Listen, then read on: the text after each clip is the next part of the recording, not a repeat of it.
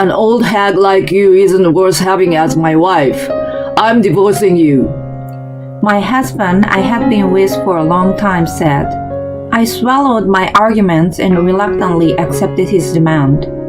He hadn't realized what a fool he was then. My name is Christy. I had been supporting my husband Dan while working as a nurse.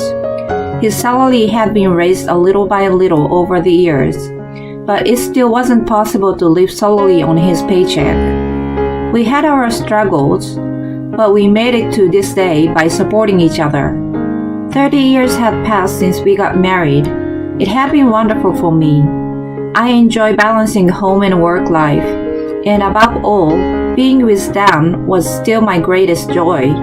We didn't want to have kids, so spending our time together without distractions was pure bliss every night. Dan never strayed from the marriage and put all his effort into his work for us. Maybe he wasn't so good at it, so it took a little longer to be promoted compared to his peers, but I didn't care. Better than having him overworked and end up in the hospital. It was a time for fresh graduates to join his company. Hey, guess what? I am appointed as a trainer of new employees for the first time. Wow, congrats! You're finally recognized. He downed a beer happily without leaving a drop at dinner. Before him, the role was taken by his peers and seniors. After all, it was an important position that could only be entrusted to employees who produced a certain level of results. He had finally been appointed for that. Watching him animated with joy made me delighted. Maybe I will get a raise if I do well and put more effort into my other job too. Don't push yourself too hard. I took a real drink myself as I nudged an elated Dan. I had no doubt about us continuing to have a happy life forever, even though there was no promise for the future. Dan welcomed the new employee, Mary, as his trainee. She was beautiful and charming, so her co-workers treated her fondly. The ones with a big age gap saw her as their daughter, and the ones close to her age eyed her as their potential girlfriend. Everyone was attentive to her, and Dan, who was closer to her than anyone else, got to see her charms up close. She naturally relied on him for anything. Whenever he taught her a job, she thanked him with a smile. For someone who rarely got praised, being appreciated by her made him truly happy. He was fond of her as a trainee at first, but before he knew it, he was enamored by her. Eventually, he started to mention her at home. I could sense a strange intimacy in his words, even though he said she was a pain in the neck. I had been with him for so long that I had no intention to be suspicious and question him. I became more mature and wiser. I thought it was no big deal if a rare occasion of having a young and cute girl around delighted him. I get excited too when I see a good-looking guy, but it was only an attraction and nothing compared to love. I believe it was the same for Dan. I pushed my anxiety all the way to the back of my head, but his merry fever continued without a sign of coming down. On the contrary, it grew hotter and hotter. Mary is a true beauty. It's not just because she's young. It must be her effort she puts into it. Maybe you will look better if you put more effort too. He started saying a terrible thing he had never done before. Oh man, why haven't you done it? Mary would have taken the initiative. I guess she's very different from you after all. He compared me to her at every opportunity and sighed heavily. As you would think, I got a bad feeling. The hunch soon became a certainty. Please divorce me. When we were eating dinner, he said as if he was commenting on the weather. You're okay being alone, right?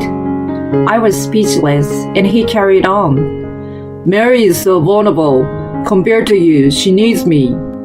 I turn out to be a kind of a man someone can rely on. he joyfully said as he raised his left hand in front of my face and pointed to the wedding band the same as mine. Mary complimented me when she saw this. She said it was wonderful that I have been cherishing you for 30 years and admired me. Seeing him as cheery as a child, I could only feel sorry for him. Mary was talking about a guy who cherished me. She never mentioned a guy who divorces me for her. He was completely drowned in and blinded by the love not suited for his age. Wait, why don't you think about it a little more? I did, and this is my conclusion. You became an old hag anyway. You're not worth being my wife. I'm a man respected by such a young girl. He called me an old hag, and I wondered if he hadn't noticed the deep crow's feet around his smiling eyes, if he hadn't seen his receding hairline a year by year, and if he hadn't considered his far out of the fashion that made him look like an old-timer. Okay, if you say that much, but you won't regret it? Of course not.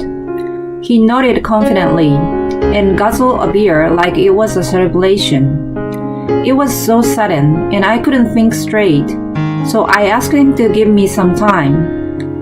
The next day, I decided to investigate the relationship between Dan and Mary and called a friend who also worked with them. I had been married for so long that I got to know some of his colleagues well. I never thought that I would use this friendship for something like this though. After briefing a friend over the phone, she made time to meet me.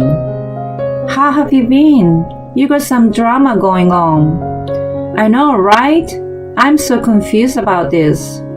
I felt more embarrassed than anxious, but I asked her what she had seen and heard in the office. Honestly, everyone knows Dan is chasing after Mary. She rolled her eyes and smiled. He had never been depended on before. It must have gone straight to his head. He seems to be confused with the feeling of gratitude and love.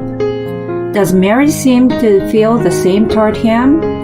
Let me ask you instead, do you think so? A charming girl who everyone likes? I shook my head no. I haven't said a word to Dan, but she is aware of his feeling toward her. She was trying to find the right words, but gave up and let out a small sigh. How to say this? She says his approach is wearing her out. I forgot my anger for a moment and felt pity for him. I was right. Dan was drowning in self-satisfied love. He wasn't able to differentiate praise in recognition of the man and a genuine appreciation for a colleague who taught her the job. Mary didn't want him to have a wrong idea, so she commented on his wedding ring. But I guess he took it the opposite of what she aimed for. He even showed off his bare ring finger in front of her. I'm so embarrassed for him. I fanned my face with a hand to cool off, but it was adamant just like Dan's self-satisfied love. My friend told me more about Mary, and I became interested to meet her in person. My friend called her on the spot. She agreed to come out right away. In a short while, a pretty girl walked up to our table. Hi, I'm Mary. It's my pleasure to meet you. She had a very good manner for a young girl. I thanked her for coming out and prompted her to sit across from me. I'm sorry to bother you out of the blue. As you already know, I'm Dan's wife. He has been a wonderful trainer to me. She smiled like an angel. It sounds like he has been giving you unwanted attention. She became a little awkward and nodded her head. He's very good at explaining the job, but he's an idiot. I apologize on behalf of him. Seeing her reaction, I had no doubt that he was nothing but a nuisance to her. I actually have a boyfriend. Oh, I didn't know. It seemed Dan never even checked if she was already in a relationship. Apparently, her boyfriend worked for a different company his father founded, which meant he was a successor. While he was in a training to be the future CEO, She refused to depend on him and held a job of her own to build a healthy relationship. They planned to get engaged once his training was finished, and then get married and move overseas when his transfer was decided. It sounded like she had a bright future ahead of her. Listening to her fearlessness, I felt like I was hearing myself when I was younger. I too wanted to build a strong marriage and worked hard alongside Dan for 30 years. The marriage I treasured wasn't as important to him as to me. The truth was swelling up my emotions. I see, then cut Dan out of your life completely. You're a beautiful girl. Watch out for many more creeps that come close to you. I envy and admire your future. We continued to chit-chat for a little more until they had to go back to the office. On the way back home, I stopped at the attorney's office and discussed my divorce. Dan was supposed to come back home for dinner. I normally cooked myself, but I had to take away all pork chops and champagne that night. Is it your birthday today? No, it's for our farewell. I told him that I went to see a lawyer who would contact him shortly. His face was stunned for a second, but immediately changed to a big smile. Thank you. I'm starving, but let's have a look at the terms I proposed before we eat. While I set up the table, he hummed some light-hearted tunes as he went through them. He was scribbling additional notes in a way his pen was dancing in the air. What a cheerful handwriting compared to the gloom I felt seeing the lawyer. We eventually had our last supper together. He must have been relieved to get rid of an old hag like me. He downed 2 cans of beer. I picked up the cans laying next to him, who was dozing off on the sofa, and brought them to the kitchen. Before dropping them in a bin, I crushed one of them as hard as I could with my hand, and then I dropped the deformed can into a bin. Goodbye, good riddance, I whispered to Dan, who was sleeping, and left the home I spent 30 years of my life with him. While waiting for the divorce to finalize, I found a new apartment and moved in. I had been working all this time, so there was no financial hardship to start my new life. Contrary to my worry, it was refreshing and carefree to work and cook for myself. I enjoyed my new life feeling like a young singleton once again. The portion of money I used to buy beers for Dan went to my new cosmetic and clothes instead. I felt myself brightening up. As for Dan, he depended all of the housework on me, so he started to look shabbier and shabbier, which eventually made Mary keeping distance from him. In addition to the already apparent signs of aging, he became even more careless. No wonder she didn't feel good being around him. Still, he mistook her distance for shyness, not disgust, and to everyone's surprise, he proposed to her. Of course, he was declined. It was an unforeseen event for him, and still, he couldn't easily give up on a girl he chose over his marriage. Again, to everyone's surprise, he intruded on her apartment, and her boyfriend called the police. He was almost taken by the police, but Mary refused to put a charge on him out of her kindness. The matter was settled with a stern warning. The bad reputation at his work didn't settle as quickly as incident. Soon, he was known to be a creep who divorced his wife to become a stalker. Undeniable rumors were spreading throughout the company.